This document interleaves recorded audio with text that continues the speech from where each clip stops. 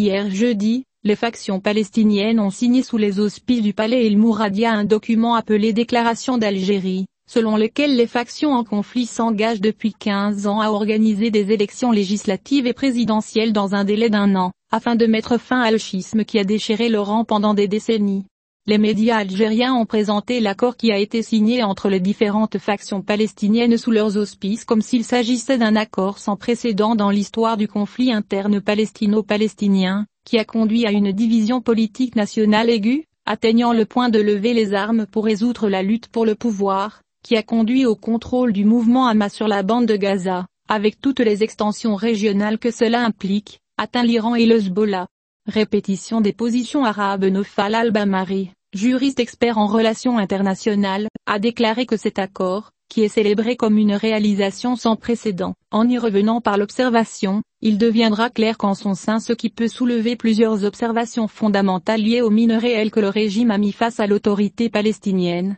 et l'OLP. Deuxièmement, l'autorité palestinienne, soulignant que le discours du président algérien Abdelmadjid Tebboune a révélé la véritable position de son pays sur ce qui se passe à l'intérieur de la Palestine dans les relations avec Israël. Al-Bamari a ajouté, dans une déclaration au journal électronique Express, que Tebboune souhaitait voir la création d'un État de Palestine totalement indépendant dans les frontières de l'année 1967, avec Jérusalem comme capitale, ce qui est la même position que de nombreux Arabes. Les pays ont continué d'annoncer et de travailler selon les différentes parties au conflit, y compris la partie Israël pour la contraindre à entamer des négociations qui conduisent à la création d'un État palestinien sur les 67 frontières reconnues par l'ONU. Le même expert a poursuivi, le régime algérien dans le passé prétendait, entre autres, qu'il était contre cette solution, et que c'était une trahison de la cause palestinienne, de sorte que cet accord est venu et a révélé sa véritable position sur la question. Dans son ensemble,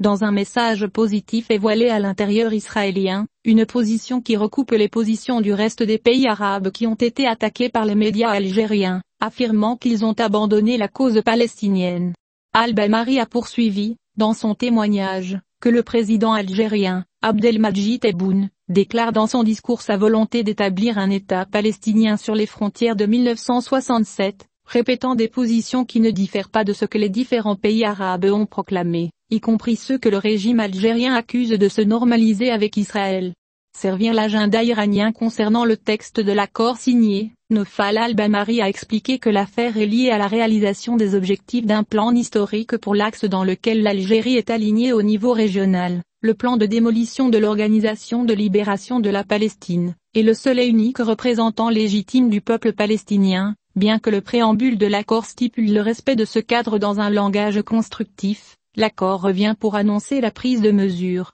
Le même porte-parole a poursuivi, parmi ces mesures, il y a ce qui a été mentionné à l'article 8, où il a annoncé l'activation d'un mécanisme pour les secrétaires généraux des factions palestiniennes et le suivi de la fin de la division et de la réalisation de l'unité nationale et du partenariat politique national. C'est un mécanisme qui suscite beaucoup d'étonnement, car en plus d'être sans légitimité institutionnelle, c'est un mécanisme alternatif à l'Organisation de libération de la Palestine, et c'est là le danger. Et l'expert d'ajouter, si le régime algérien voulait vraiment construire un État palestinien, comme le prétendait Tebboune, il aurait mis l'accent sur les constantes du peuple palestinien, et poussé toutes les initiatives qui étaient annoncées dans l'accord, y compris le mécanisme des secrétaires général des factions palestiniennes d'être adopté par l'Organisation de libération de la Palestine et inclus dans celle-ci, et c'est avec cette étape. Plans régionaux au Moyen-Orient en particulier, y compris le contrôle de l'autorité palestinienne et sa transformation en un outil politique entre ses mains qui sert son agenda dans sa lutte contre la majorité des pays arabes.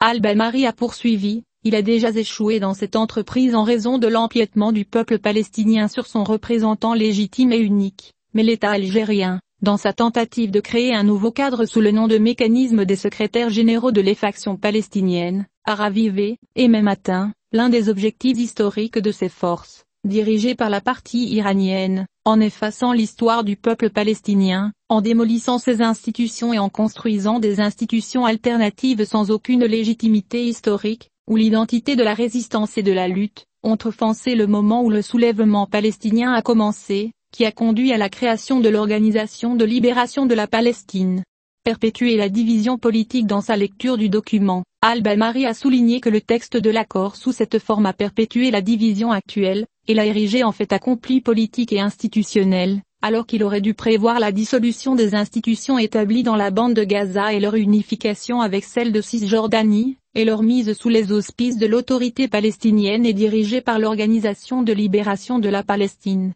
Quant à cette situation, il s'agit de reconnaître et de délimiter l'état de division dans laquelle l'autorité existe, qui est divisée entre une autorité palestinienne reconnue dirigée par l'Organisation de libération de la Palestine et une autorité parallèle sous l'autorité du Hamas. Et le juriste a estimé que c'est ce qui fait que le texte de l'accord, qui porte en lui toutes les raisons de l'échec en soi, un attachement à l'état de division, et même une reconnaissance officielle des institutions affiliées au Hamas dans la bande de Gaza en tant qu'institution officielle de l'état du Hamas, notant que la plupart des mots qui ont été jetés au passage étaient un compliment au régime algérien, car le document annoncé n'est pas nouveau, mais plutôt la majorité de ce qu'il contenait des intentions et des principes qui avaient été précédemment convenus dans les initiatives arabes précédentes. Depuis 2007, les mouvements Fatah et Hamas ont conclu plusieurs accords sous le parrainage arabe, par exemple, l'accord du Caire en 2011, Gaza en 2014, puis le Caire en 2017, et d'autres initiatives arabes,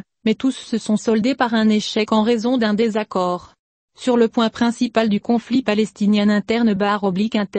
qui est une question de résolution de la légitimité institutionnelle, principalement la position de l'Organisation de libération de la Palestine en tant que seul représentant légitime du peuple palestinien, rapporte le représentant autorisé à Express, pénétration régionale de la situation palestinienne concernant Naufal al-Bamari. Les partis régionaux, notamment l'Iran, refusent de construire une quelconque légitimité basée sur l'Organisation de libération de la Palestine, surtout dans l'ère post-Mahmoud Abbas. Il a ajouté, il semble qu'à travers le texte de l'accord signé, l'Algérie a su contourner ce cadre historique palestinien, et elle a réalisé un rêve iranien, et certains autres pays de la région, de reconnaître la construction d'autres légitimités, notamment ce qu'elle a appelé le Conseil d'administration des factions palestiniennes, qui rend cet accord une percée régionale pour la situation palestinienne sous les auspices du régime algérien. Al-Bamari a déclaré que ce point signe de l'échec du régime algérien à rejeter la majorité du peuple palestinien et les dirigeants historiques de l'Organisation de libération de la Palestine et du mouvement Fatah,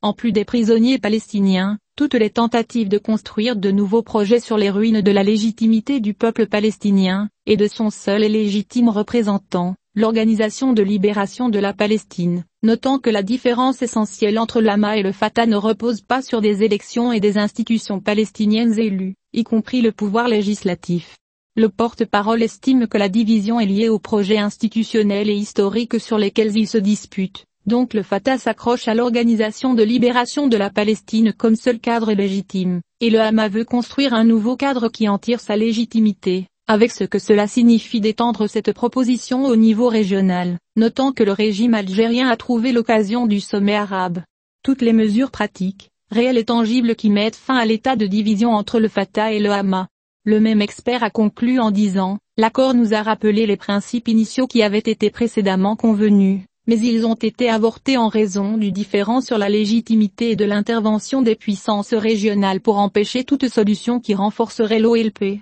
C'est ce que le régime algérien a tenté de contourner en tentant de préparer les tombes de l'OLP. Sommet arabe,